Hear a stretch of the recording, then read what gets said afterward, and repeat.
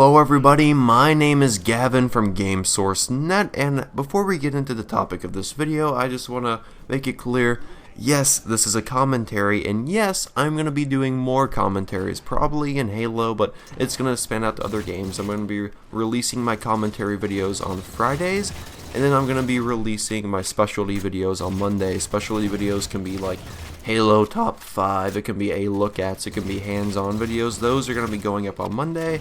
Commentaries are going to be going up on Fridays. Awesome? You get it? Cool. So, the reason I'm making this video, well, it kind of spun off on a conversation I had with a friend when we were playing team doubles the other day in Halo 2 Anniversary.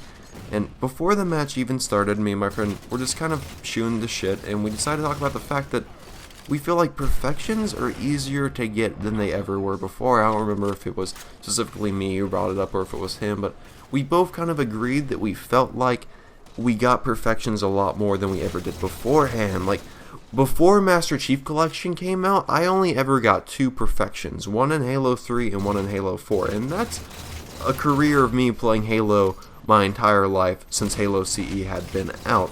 I played a shitload of Halo, and in the entirety of that, I'd only gotten 2 legit perfections.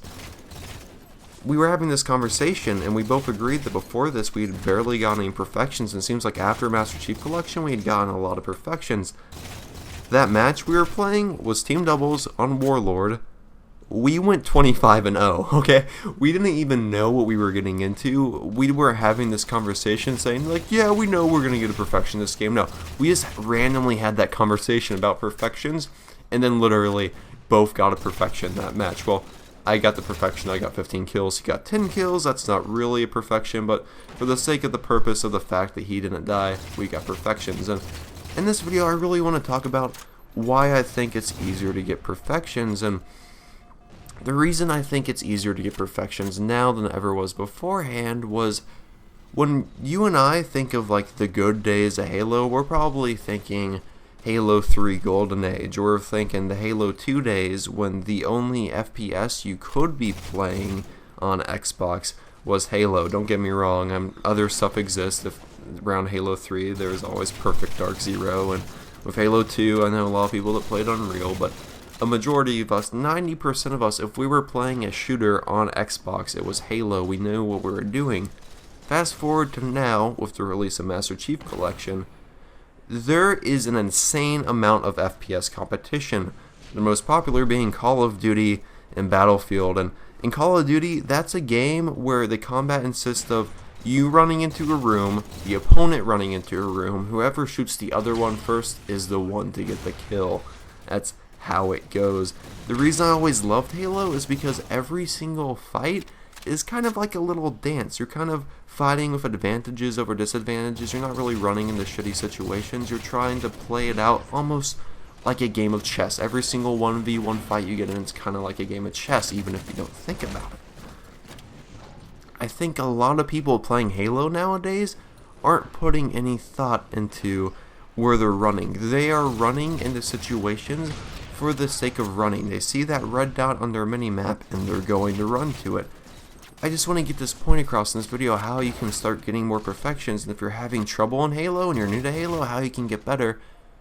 Just think about what you're getting into before you get into a situation. For example, the kill I just got right there, you could see that I saw him beforehand running down this hallway, but I waited until afterwards, until I knew I had his shields down with the grenades to even try to kill him, because I once got great advice by somebody that plays a lot of MOBAs. I was trying to get good at Smite, and he said, just for once, don't focus on getting kills. Don't go out of your way to get the kill. Focus on not dying. You don't have to go get the kills. The kills will come to you. The enemy team needs kills just as much as you do. Just don't ever put yourself in a situation where you know you might die. And the funny thing is, in this video, I do have one death, and when the death happens, there are so many red flags beforehand to me that I shouldn't be there and I should leave, but I just got greedy and I stayed, and that's all it takes for you to die. Like, for example, right here, right now, there's no enemies near me. If a normal player saw that there were no enemies near them, they would just run towards enemies. They would find a red dot on their map, they run towards it. there is no reason for you to do that if you're ahead. Just trust me when I say the kills will come to you. Just find a nice place on the map, wherever that is, and wait for the kills. There's no reason to put yourself in a disadvantage. Like, for example, right here, I'm only coming here to get this kill because, one, I know that my teammate's with me, and two, I got the BR shot first. If he shot me with the BR before I shot him, then I would have left. And that goes for every single situation in Halo ever. If they get the BR shot on you before you can get your shot off, just leave.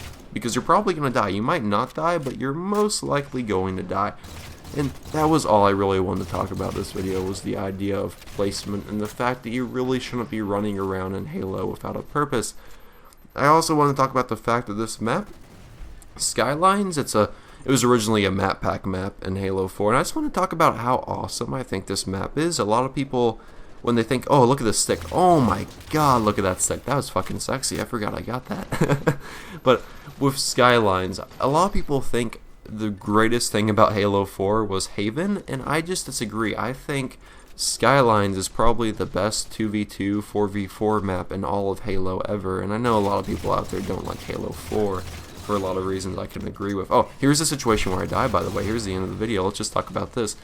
Right here, there's that person up there. I decided to back off, and then here, this exact moment, I got greedy. Look at the red dot that came in on the right side. There were so many times, there are so many situations in that moment where I could have ran away, and I really just should have ran away. There's no reason to put yourself at a disadvantage. If you see a red flag, if you go into a fight knowing that you're not going to win, just run. There's just no reason for you to be here, and that's really all I have to say. Hopefully you guys will join me for my video on Monday, which will be a Halo Top 5, and well, this has been Gavin from GameSource.net, and thank you for watching.